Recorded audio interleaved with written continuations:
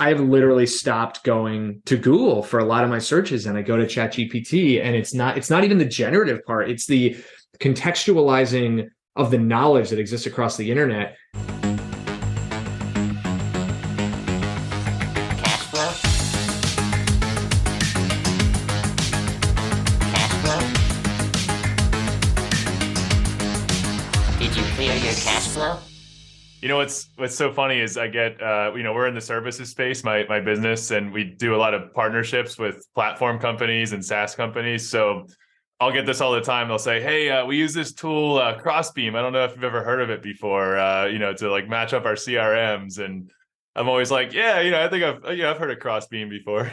That's so fun. I tell you what, I've been doing this B2B software thing for 15 years or so, and that is a very, very unique experience of Crossbeam, just because it behaves in a lot of ways like a consumer app, right? There's a free tier of the product. There's a whole virality thing where if you use it, you want your partners to use it, and that leads to this really cool network graph getting constructed.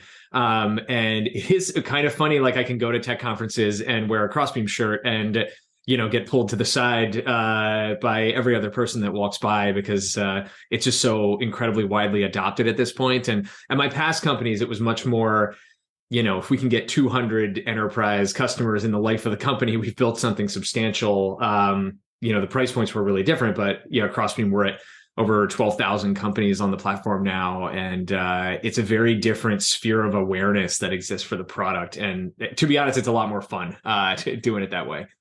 When you started building it, I remember you told me about it before you even launched the business. I think we were at a PSL event or something. Yeah. So it was like the first month or two. It was something different back then, right? Like you pivoted into what it is now, I think. Well, I think so. I had this moment where I had sold RJ Metrics, my original company. We were in the process of selling Stitch Data, which was my second company. And it was a little bit of this moment where I told myself I'm going to like take a breather and, maybe have a little sabbatical, figure out what I want to do with my life. And I actually moved to LA for a month. It was February 2018, honestly, just to escape the cold of the Northeast for a little stretch. And kind of spent a month on the beach, and then packed up my bags and came home and said, like, I got another company I got to start. It's just like I'm not Funny how that works. not well suited to the R&R for too long. And yeah, I had this Evernote file, which I guess these days it would be a Notion document, but I had this Evernote file that had like 50 startup ideas in it that I'd accumulated over the decade or so of building RJ and Stitch. And the top 2 or 3 all seemed really compelling to me. And I was kind of going around town in the spring of 2018, which is probably when, I got to you, really just pitching people on a random pick it out of the hat. I'm going to pitch somebody on, idea number 1, idea number 2, idea number 3, really just looking for signal of product market fit, right? Like how many of those casual conversations turned into a next conversation or a next idea. And there was this thing at the time was codenamed Shared Secrets. And the name Crossbeam didn't show up until many, many months later. But there was always this core of the idea of like what sits at the center of the Venn diagram in between every single data silo that exists out there, and what if you could unearth that data layer. And I think that core vision has always been consistent, but my journey to picking this idea was a bit of a winding road. That's cool. Well, obviously, I think the Philly listeners all know who you are at this point. You've had, 3 companies at this stage, but for the non-Philly people that might not know, I'd love for you to kind of give a background. And then after that, there's incredible stuff happening in the data space. I'd love to get your opinion on that. We can start with just kind of like your background, though. Yeah, I'll give you a little bit of this story. So I was always very much a computer nerd growing up. I went to school for engineering, actually this really weird major, which was called operations research and financial engineering. It's a mouthful of a degree title, but it kind of boils down to this mix of computer science and finance, economics, and statistics. Did a lot Where'd you go for that? What's that? Where did you go to get that degree? I went to Princeton. Okay, cool. I grew up in South Jersey. So Princeton was always kind of, it was about an hour drive up from where I grew up, and was always kind of the dream school. And it was very, very fortunate to make it in there. And this kind of interesting bespoke major, which has since become the most popular major in the entire Princeton Engineering School. It's smart though. I mean, it's the skill plus the vertical focus, or the application of the skill. That's really true. It's very it is anything but academic in nature, and you get to learn economics from these great economists, and you get to learn computer science from these great computer scientists. But ultimately, the practitioners that come out of that program usually end up going somewhere and building something, and that was always what was really appealing to me. And there wasn't an entrepreneurship major, right? There wasn't a startups or venture capital major there. This was the closest thing to it, and it ended up being a really good fit for what I ended up doing. Right out of the gate, out of college, I went to New York and worked at a venture capital firm called Insight Partners. Insight has since become like this powerhouse venture fund that I think they're currently investing out of a $20 billion fund or something. At the time, the firm was only about 40 people, and I was the junior most person on that team. My job was basically to make cold calls into startups, try to get the CEO on the phone, and try to find out how much revenue they had and how fast they were growing. And if it was, a scale of company that fit into the wheelhouse of the Insight investment thesis, I would kind of like, have a weekly pipeline meeting and hand it off to the partner that I work for to see if they could go, turn it into a deal.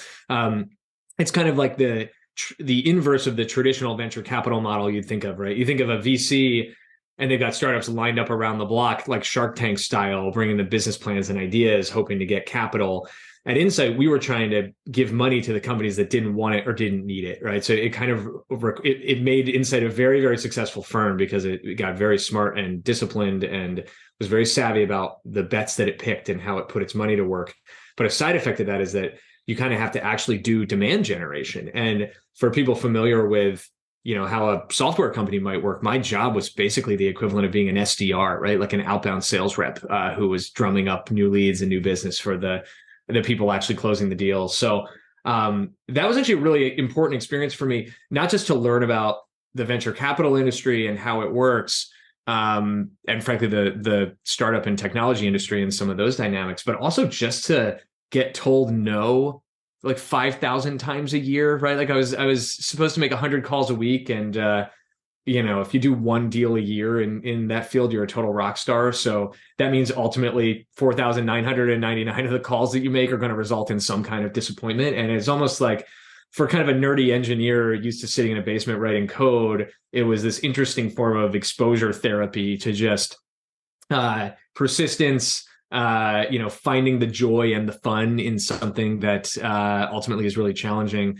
There's something to it. My first job was door-to-door FiOS sales. Oh, there you go, man. I even had a gun pulled on me one time.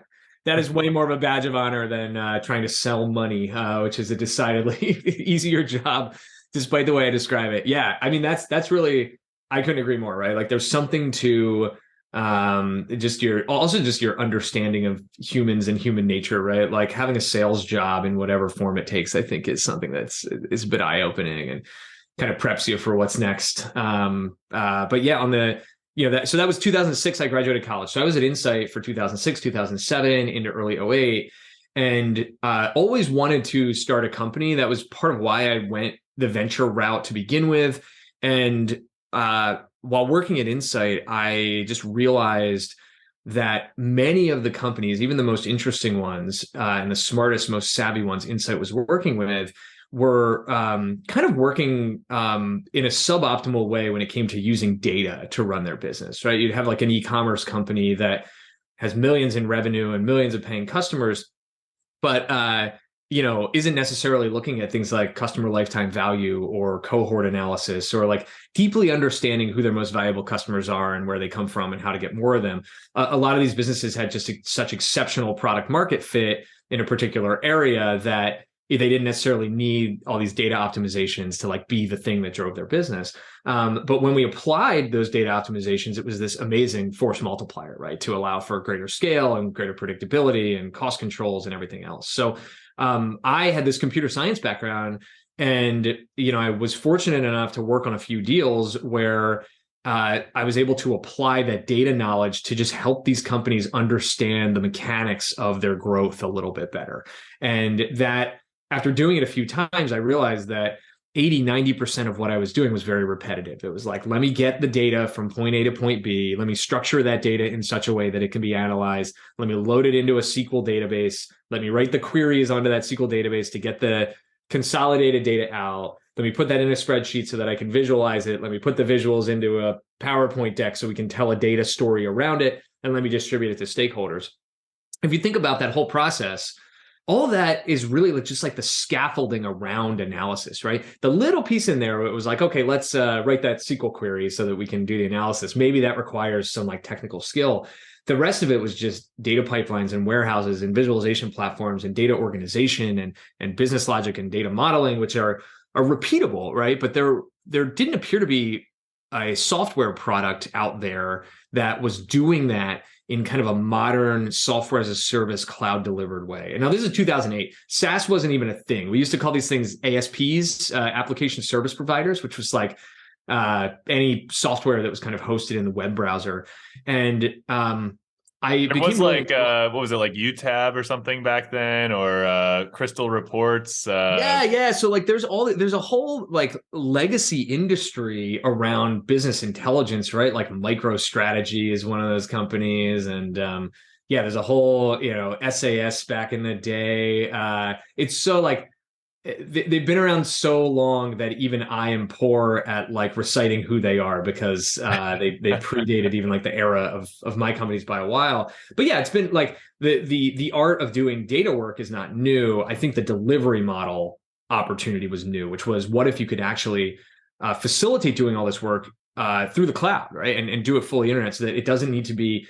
Historically, you'd have a local giant database server that's storing all this stuff, right? And you'd have it'd be very, very expensive from like an actual CapEx standpoint, and you'd have to be really, you enter a query and go home at night and come back the next morning and hope that the answer showed up. The pace of advancements from a computational standpoint and from a cheapness of storage and data portability standpoint, this was an era where AWS was really starting to take hold, and this cloud delivery model was really, really appealing. So, well, speaking about that, I was talking with Mike Krupit about this. You probably know Mike. Yeah, I do. So he was CD Now, and they invested, I don't know what it was, but it was like either high 8 or low 9 figures in building a website. Oh, so true. So incredibly true. Yeah. Josh Koppelman also does a really good kind of stump speech on this, which is like, the difference between when Google was founded and what founders go through today, just in terms of the capital requirements for getting from 0 to 1, are so many orders of magnitude difference. And that just means that the rate at which new ideas can be experimented with is wildly changed, which is great for humanity and great for progress. And there's still a bit of a capital Darwinism effect that happens, but there's just more shots on goal, so you get more great companies and more good ideas see the light of day. It's really cool. But yeah, that this was all this era, in mid 08, call it, at Insight. Enough pattern recognition kind of kicked in around like, hey, there was an opportunity set here and there's a lot of companies that could benefit from it. I teamed up with one of my colleagues there, a guy by the name of Jake Stein, and he and I quit Insight in September of 2008 and decided to start a company to build like basically a cloud delivered business intelligence platform, kind of among the first of its kind. I quit my job on a Friday. On Saturday, Lehman Brothers collapsed. And the entire financial economy like went into ruin. Every venture capital dollar on the market dried up and went away. So that was actually part of what brought me back to the Philly area, because Jake and I looked at our bank accounts and said, hey, we can survive for 6 weeks in New York City or 6 months in Philly. And headed back to what was my hometown. And Jake had gone to Penn, so he knew the city well.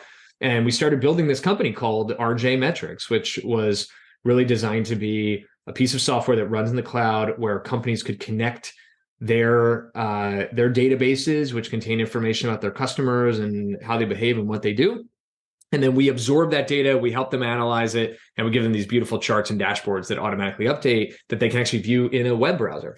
And we bootstrapped that business. We spent the first 3 years really just manually, getting to our first million in revenue and our first dozen employees, and didn't raise a penny of outside capital. And it was great to go through an era where those guardrails existed, partly because like we kind of needed the education. And if we had access to unlimited capital, I'm sure we would have wasted it. But also because it forced us to focus and, really hone in on where the value was and listen to customers. And we learned a lot of great lessons that you kind of have to, in my view, like learn on the job in startup land. And we did it in a way, it didn't feel like it at the time that it was low risk because we were trying to pay our rent, right? But in the grand scheme of things, was ultimately like a really, really great environment to get that experience. And then, by 2011 and 2012, the venture markets started waking up again, and we had built this pretty cool business that was growing at a good clip. And between 2013, call it, and 2015. We raised like $30 million in venture capital across the seed round. Wasn't there a seed round though? Gabe Weinberg did a seed round. Yeah. So that was in 2012. So we did a seed round, in late 2012. It was actually, so Gabe Weinberg wrote a check-in. There's a bunch of other like cool folks in the Philly area. I don't know whose permission I have to name drop, but it sounds like Gabe mentioned it, so I'm in the clear there. He's always been a great mentor and friend. And a bunch of folks from our client base actually wrote a lot of checks in there. So like the founders of Bonobos, which was a big client of ours, the founder of Fab.com, which was a super hot e-commerce company at the time, wrote a big check in. There were folks from a bunch of different kind of lesser known brands that contributed, but it was really cool to kind of assemble the customer base to get those initial dollars in the door. And then when we raised the Series A, it was Trinity Ventures led it. It was traditional like Sand Hill Road institutional venture capital. And same with our Series B. It was August Capital did it in 2015. And we had this really interesting thing happen, right? The business continued to like grow explosively on the revenue side, but the competition heated up incredibly, not just in the form of traditional competitors, like somebody that does exactly what we do, but there was kind of this disruptive force that showed up, which, to avoid getting super wonky about it, basically was just like a different way to do analytics, right? It's these they called them cloud-based data warehouses. Amazon Redshift was the first one to come out, but it was just like a better way to store and organize data for analytics based in the cloud. And we were not built on that technology. So when that technology came out, it was kind of it kind of broke the entire economy around business analytics and forced everybody to start using this new stuff. And we were slow to adapt to that. And in the time it took us to migrate the way our platform worked into the new thing, a bunch of new startups started clean that were just built on the new thing to begin with and natively, right? Or even more effective than that, were part of an ecosystem where they just sat on top of these cloud data warehouses and didn't even worry about doing the data storage and pipeline stuff. And this is companies like Looker, right? Which ended up becoming a massively successful outcome. They were backed by first round capital. I think they sold for $2.6 billion to Google. I think they just rebranded Data Studio as Looker. Yes, absolutely. They just rebranded Google Data Studio as Looker. Yeah. So that's kind of that fold in there.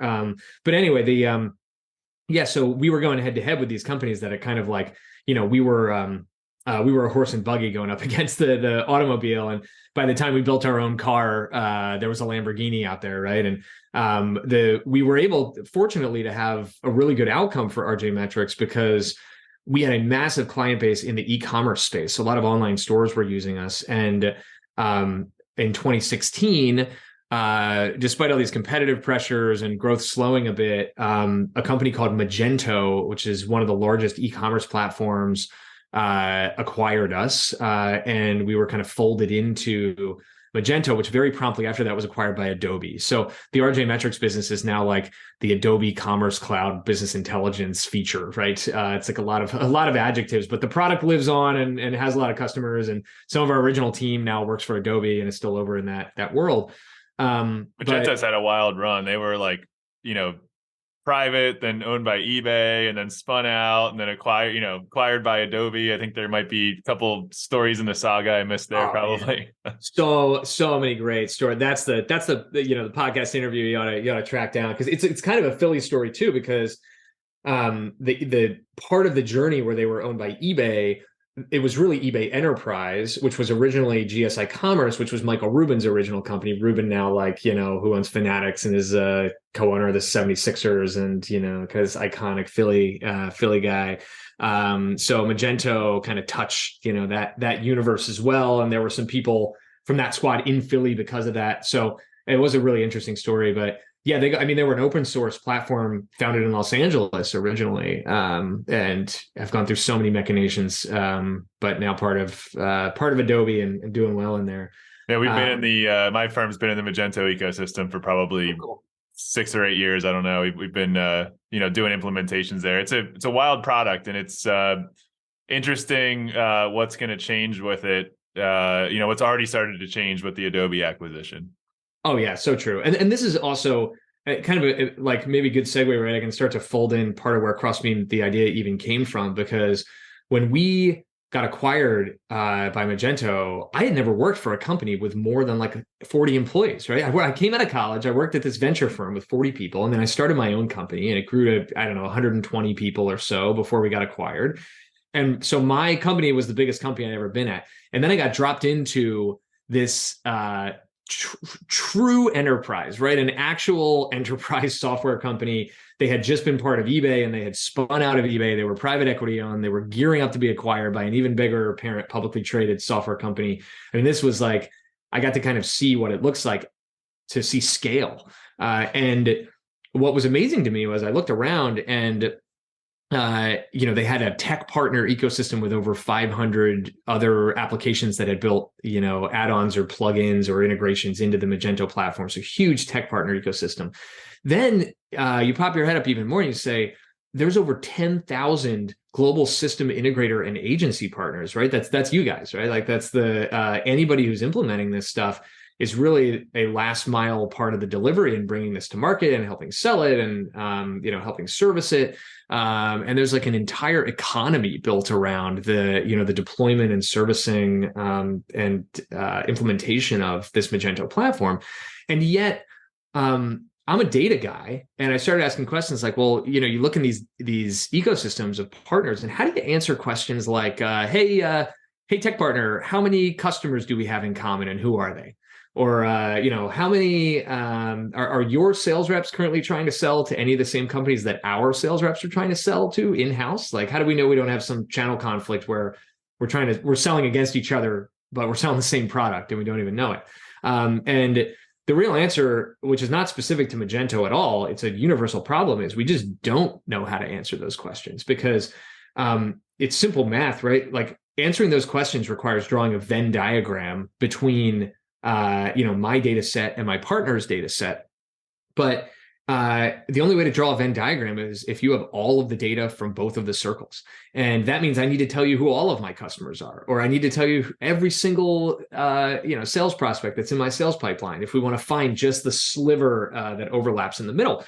And you get into this prisoner's dilemma style, data standoff when you try to do that between companies, because neither side wants to overshare. Not to mention all the technical hurdles of I use HubSpot and you use Salesforce, and we have another partner that keeps everything in a Google sheet, right? How do we even make that data all reconcile? But I came to this realization that even at big scale, right, there is no solve for this problem. You can't pay Salesforce $1 million for some special module that just unlocks cross-company data comparison. It just isn't a solved problem.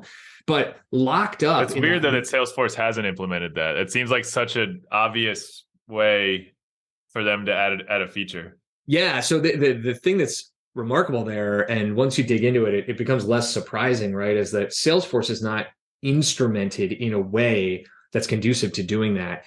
Part of Salesforce's success is really the extreme amount of extensibility and flexibility and customizability that exists in any given CRM, right? So any given Salesforce instance is entirely its own beast, and nothing about the way the underpinning technical architecture of that platform has been built has been built in a way that anticipated actually comparing or combining data across those different instances, right? From the underlying like literal physical architecture to the way that customizability is built in, and standards and templates and things like that just like don't exist for the most part.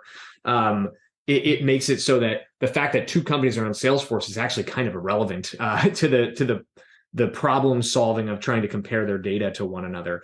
And then you also get the Switzerland problem, right? Like Salesforce is big, they're the biggest, but there's plenty of companies out there using Microsoft Dynamics for CRM. There's, HubSpot's hot on the tails in the SMB market. There's an incredibly long tail of folks that have data in. Yeah, we're on Pipedrive. Yeah, exactly. Yeah, like these verticalized CRMs, or like the modern SaaS CRMs like the Pipedrives, or even like Monday.com and Zoho, and like all these. Zendesk has a product called Zendesk Sell that's a CRM-ish offering. So that the great spread of data across all these platforms makes it really hard too. So I'm at Magento and I see, when you're thinking about starting a new company or not, right, and just paying attention, you're always on the hunt for this like elusive product market fit. That's like the buzzword always.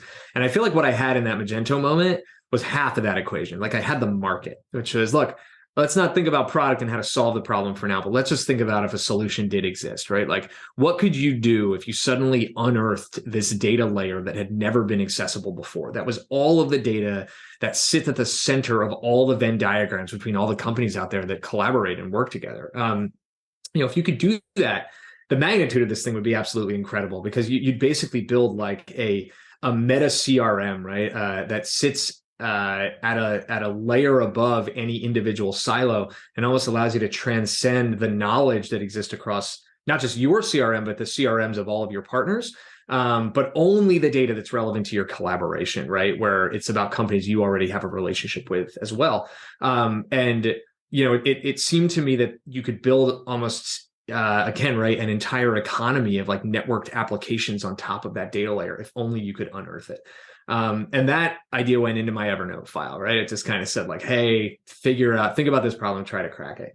And is that like the most obvious, like just light bulb, moment where it's like the Matrix and you can control the world around you and see everything? Or well, yeah. Well, the problem is I didn't know how to solve it, right? So, like, this is tons of people come up to me for Crossbeam, right? This happens all the time. People are like, Crossbeam, I like that company. I had that idea back in 1997, right? Or like, I had this idea. I almost did this idea. And I always ask people, like, the idea that you had when you had it, like, tell me what made it occur to you. And every single story that I ever get back is a story where they had the market realization. No one ever has the product realization, right? Which I'll get to in a second. And this is in no way am I, unique in observing that this problem existed. The amount of pain that has been felt by the collective world of people in collaboration or partnership-based jobs because of this problem is massive. And if anything, I was just like kind of, ignorant and late to the game in realizing that the problem was there. But it was so unsolved that the idea actually continued to live in that Evernote file. And I went and started another company, completely different company, with my same co-founder, Jake Stein from RJ Metrics. He and I, there was a piece of technology that we built at RJ Metrics that we actually were able to spin out as part of the Magento deal and retain ownership of. And it was this super nerdy data infrastructure thing called Stitch or Stitch Data. And the idea was, it's this technology that allows you to build data pipelines that pull data out of SaaS APIs and drops it into these data warehouses that kind of change the world. We had built a bunch of this as part of the RJ product, but Magento didn't need it because they only needed Magento data, and our data pipeline tech could pull from like 70 sources. So we were able to get them to let us spin that out. And we started basically this data infrastructure company in 2016 when we sold RJ. And while I was in-house at Magento, I was also exec chair over at Stitch, which Jake was running, and we kind of built this thing up. And it worked really well. In 2 years, Stitch got as large as RJ Metrics did from a revenue perspective, and it took RJ 8 or 9 years. And this is where in building Stitch, the product side of the Crossbeam vision came to light, because the whole Stitch business was predicated on the API economy, which is, to explain more simply, is just the idea that software products now allow you to take your data out, right, and do it in a programmatic way, and systematically extract all the information that exists inside of your CRM instance or customer database, your data warehouse, your backend operational database. There are these great ways that you can write code that just like gets that data out of there in a predictable, structured way that's reliable. Stitch could have never existed if that didn't exist. Honestly, 10 years ago, APIs were a joke and were unreliable and mostly didn't exist. But 5 years ago, they were getting pretty good. And 3-4 years ago, when this time frame was happening, it had gotten to the point like, wow, these things are like real, reliable things that are, companies are offering up like service level agreements to guarantee they never go down, right? And they have great documentation and they're super secure. And you can build products on top of this whole API economy. And this is the light bulb moment, right? Which was to say, we now have the ability to get data out of these platforms in a structured, systematic way. And we've learned at Stitch how to do this at scale for a very diverse variety of data sources, but standardize them in a way that you can like drop them into a single database. And at Stitch, we were doing it in silos, right? Like any one company is a customer, and we get their data into their warehouse. But the aha moment was, hey, what if you built something that kind of used all that same technology with a different goal? And that goal would be to build something that actually is intended to combine the data from multiple businesses and served almost more like an escrow service for data. So it could be this secure, independent, third-party platform that sits in between companies who want to collaborate with each other and ultimately does all the hard stuff, right? It's in charge of sucking the data out of all the various CRMs and data sources where it lives for any given company. It transforms and standardizes that data into a universal data model so that you can actually compare it from company to company, even if you have two very different Salesforce implementations, or I'm using Salesforce and you're using HubSpot or whatever. It takes care of all the messy identity resolution stuff where, like, if I'm selling to Delta Faucets and you're selling to Delta Airlines, it can figure out that it's not the same company and doesn't give you a false positive match. But then more important than any of that, it's got this trust and security layer that sits over top of the whole thing that allows anybody who's using it to have absolute control over the ownership of their own data and who can see what, when, under what circumstances. And that despite it allowing for data to flow across company lines, ultimately allow any given company's rules around privacy and compliance and data ownership and governance to remain intact and be absolutely auditable and controllable. And they can flip the switches and turn the dials in such a way that it meets with their compliance requirements. And I mean, just simply from my end, the way that we've used it is that our partner will say, hey, we're going to upload our CRM, you upload your CRM, and then we come back. It's like, all right, these 9 accounts you're both prospecting. So, all right, let's go, let's get the sales reps on the call. What are the strategies? What are you outbounding with? What can we outbound with? And then it just helps us kind of sync up and get a deal done better. So incredibly true. Yeah. Couldn't have said it better myself and didn't say it better myself. So I'm glad you gave that example, right? That's that. If you go way back to like the first principles of what I observed at Magento, it's exactly that thing, right? It's like, hey, are my sales reps currently selling to any of the same companies as your sales reps?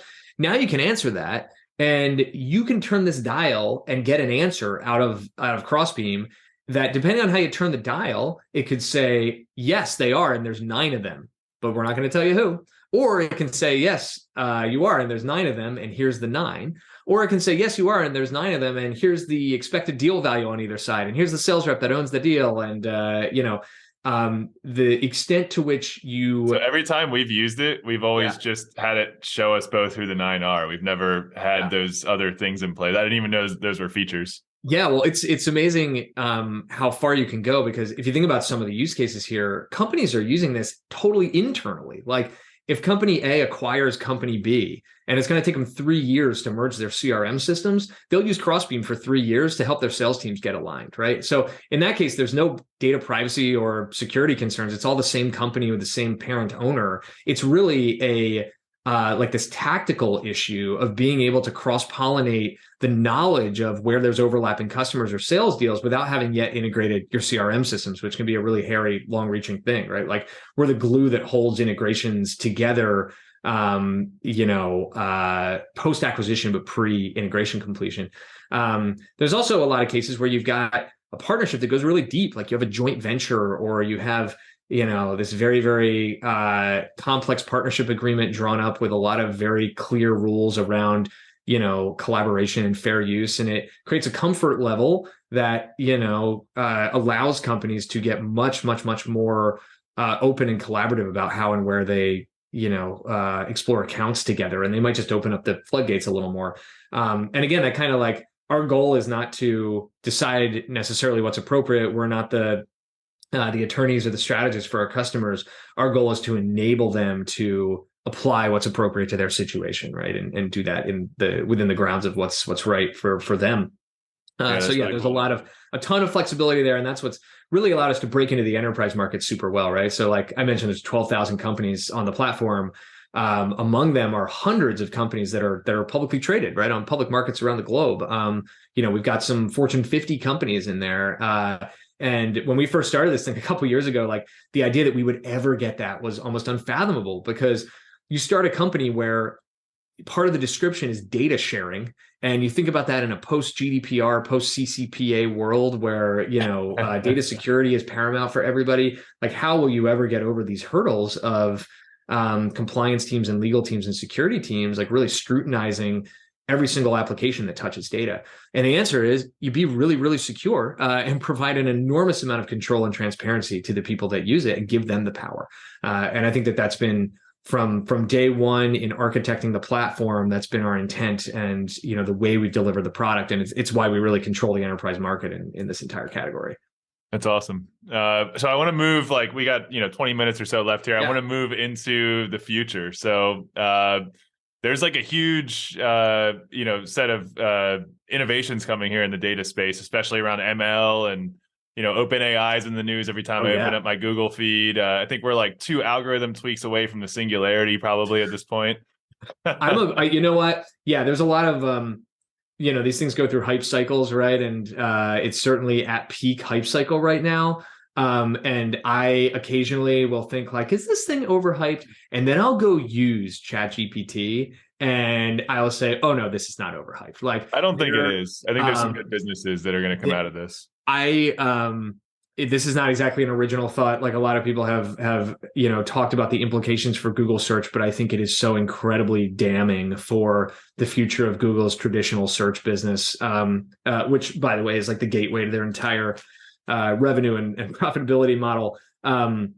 If they don't have a competitor, they might be like holding their ace card, kind of like, waiting for all this to play out so they know what they're dealing with, and then what they, release to combat it, and who knows what they've got under their sleeves. Very true. That is a very real possibility. And I know they've been, being a bit more aggressive of late in kind of showing their cards on what they've come up with. I don't know if you saw they have like a music generator that they showed a preview of a week or two ago, or like you can type in, just describe like, I want a synthy beat that could be used in an action movie with a male. Dude, the best use case my wife sent me last night is a AI generated fart machine. Yeah, that, of all the things, they thought that the AI would replace all the mathematicians and the scientists, and the last living ones would be the artists, but it's doing the exact opposite, right? The first things that AI is actually going after effectively is like creating incredible drawings and music and poetry and the written word and farts, apparently, which is definitely an art form. Yeah, it's pretty wild. But yeah, I had I have literally stopped going to Google for a lot of my searches, and I go to ChatGPT, and it's not even the generative part. It's the contextualizing of the knowledge that exists across the internet. Dude, this will blow your mind. Maybe you've already done it, but I was writing a curl function the other day in PHP, and I go to ChatGPT and I say, I want a curl function that does a put request to this SendGrid contact list endpoint, and this is like the JSON data that I want to put in, and then it just like gave me the code. Yeah, yes. We had a hackathon a couple of weeks ago where I had a project where I needed to write a bunch of script in Google Apps script, which is like a JavaScript derivative, basically. I didn't even know that it existed before I was doing this hackathon project. So like, I'm sure it's somewhat, popular and widely adopted, but it's not like a top 5 programming language, right? Like, I don't know what the corpus of script out there and Stack Overflow on the internet is for this language.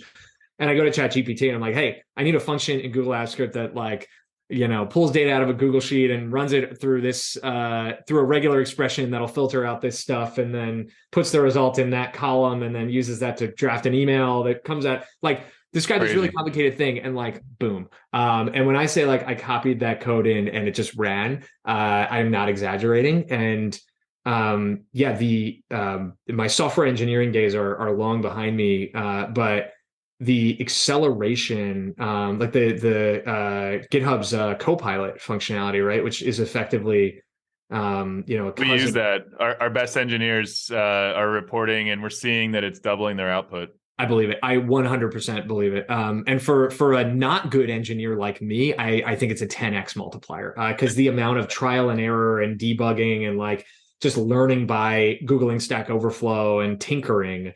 Like what I got done in that hackathon would have been physically impossible for me and my knowledge set, right? Without the help of ChatGPT. So that stuff is wild, yeah. And it is. If I was not doing Crossbeam right now, I would probably be pouring myself into that universe. What's interesting is that it's so widely usable and adopted that it becomes difficult to create something that is not commoditizable, right? It almost becomes more about the fidelity of your training data set and the proprietary access to data that you have to train the models as much. Well, yeah, that's exactly it. Because if you use the OpenAI APIs, then you're just, that's like the same problem these e-commerce businesses that build on the Amazon network have. That all of a sudden Amazon decides they want to compete with your product and you're off the map. Like that's the same issue could happen here, I think. But one that I've been thinking about that's really interesting, I even put up a little one pager for it. It's called CRM Zombie. Basically, it's just like it indexes your CRM data and your Google Workspace data. And then it will figure out all of the deals you've lost and the context of those lost deals, and then create emails to the prospects, and then like do a drip sequence that's all automated with GPT-3 emails. And then once someone responds, then it pops back into the salesperson's inbox and back into the CRM. But it's like, bring your lost deals back from the dead.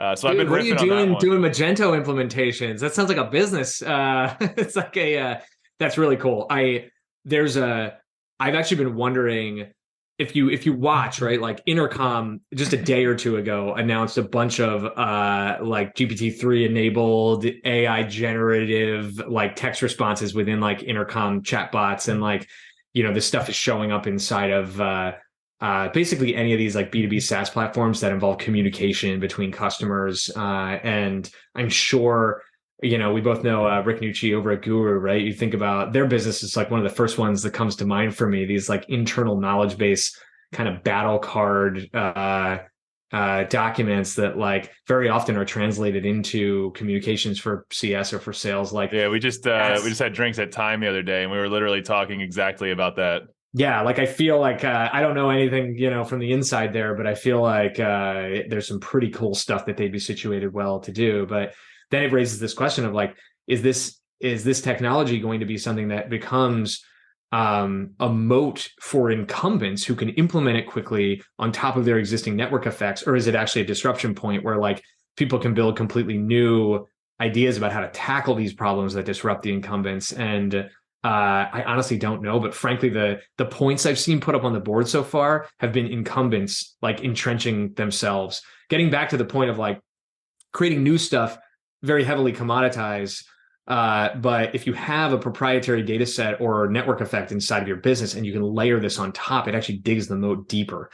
And within B2B, I think people using this will have to use it in a way that fully disrupts an underlying paradigm in order to create a new business around it, as opposed to just like having an incrementally better, mousetrap effectively for delivering the same category of SaaS solution. So, I mean, look at Jasper. They're kind of like they're kind of like the leader right now, I would say. Printing money. Yeah. Yeah, it's ridiculous. It's crazy. Yeah, really, really.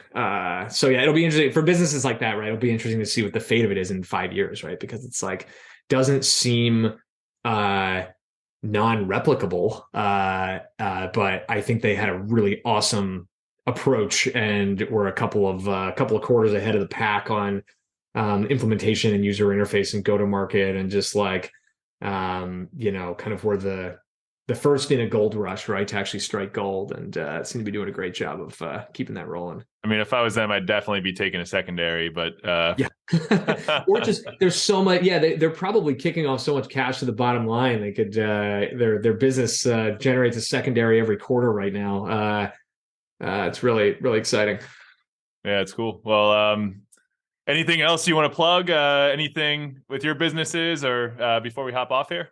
No, I think, look, Crossbeam, thank you. Anyone who's made it this far, thank you for sticking with the Crossbeam story. And like, I geek out really easily on the data story in the background, right? But ultimately, the end users and the people that benefit from all of this wonky data stuff I've been talking about is people who work in partnerships, in sales, in marketing, in product, anybody where your job or the value proposition of your product is made stronger because of partnerships with other companies, right? Whether they sell or implement your software, or it's a technology integration where you have third-party hooks into other products, or you pull data in from another place. We all live in this modern, like, ecosystem-driven economy, and we really are this foundational technology enabling this ecosystem-led growth.